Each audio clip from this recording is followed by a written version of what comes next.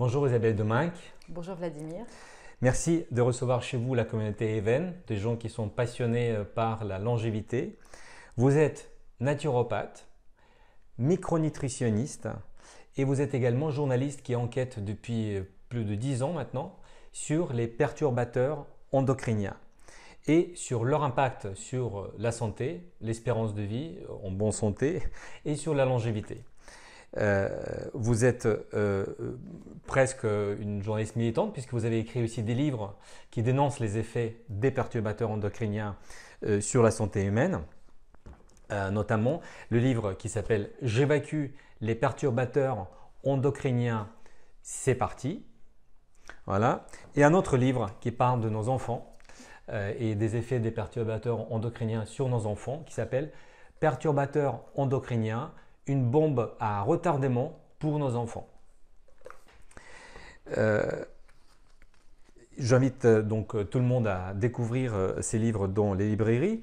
J'ai hâte de plonger dans notre discussion pour que vous puissiez partager avec notre communauté et notre audience votre expertise sur le sujet qui est à la fois crucial pour la santé mais aussi méconnu du grand public.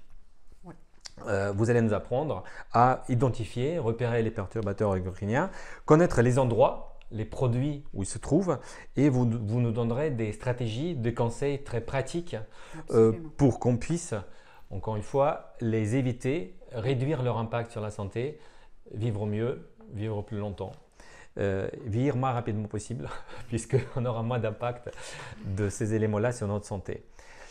Ma première question, elle est presque banale. Pourquoi il y a autant de bruit autour des perturbateurs endocriniens?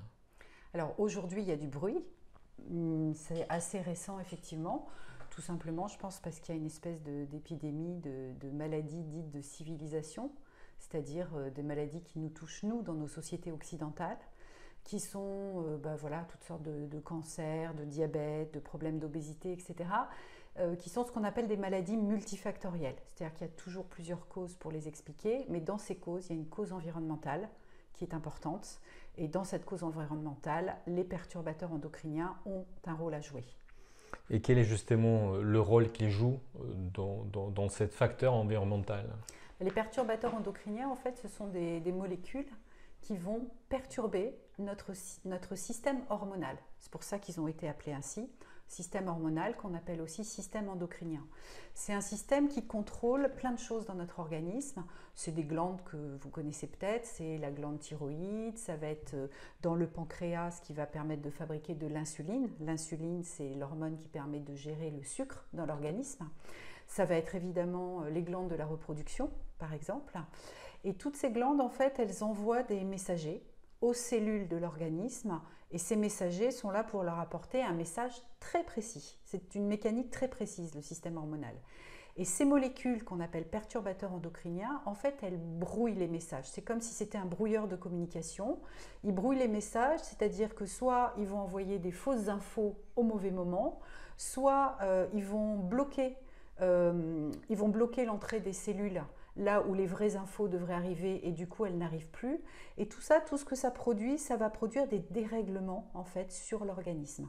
Et ces dérèglements, ça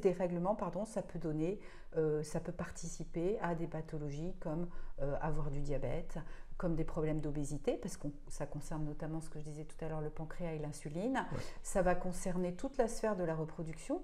Donc tout ce qui va être autour des problèmes de cancer des seins, de cancer de la prostate, etc. Mais pas que, ça concerne aussi donc la glande thyroïde. Et la glande thyroïde, par exemple, elle est très importante au moment de la grossesse, notamment sur tout ce qui va être le développement intellectuel et le développement du système nerveux du bébé. Donc c'est tout le questionnement aussi autour de ces pathologies liées à l'hyperactivité, liées à l'autisme, etc. Donc voilà, donc c'est un ensemble de points finalement qui touchent à différentes parties du corps et c'est en ça que les perturbateurs endocriniens ont un rôle dans ces maladies multifactorielles parce qu'ils brouillent les communications et ces messages perturbent ensuite le développement de l'organe en question. Est-ce qu'on peut définir les perturbateurs endocriniens pour que nous on puisse comprendre ce que ça veut dire concrètement? Alors concrètement, ce sont des molécules qui sont partout, qui sont omniprésentes dans notre quotidien, sont des molécules qui ont été ajoutées à tous les produits, à l'alimentation qu'on utilise, etc. Au début, dans un but de progrès.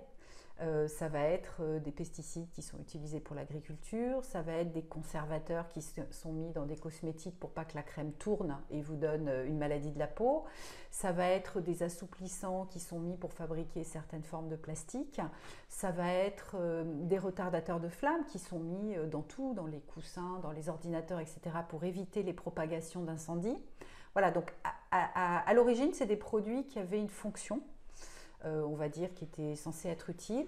Et puis, voilà, les scientifiques se sont aperçus au XXe siècle, d'abord au lendemain des années 50 sur la faune, et puis ensuite sur l'homme, avec un grand rassemblement de scientifiques en 1990, que non seulement ça faisait muter des problèmes, ça donnait des problèmes de reproduction sur les animaux, mais ça posait aussi des problèmes de santé forcément sur l'homme.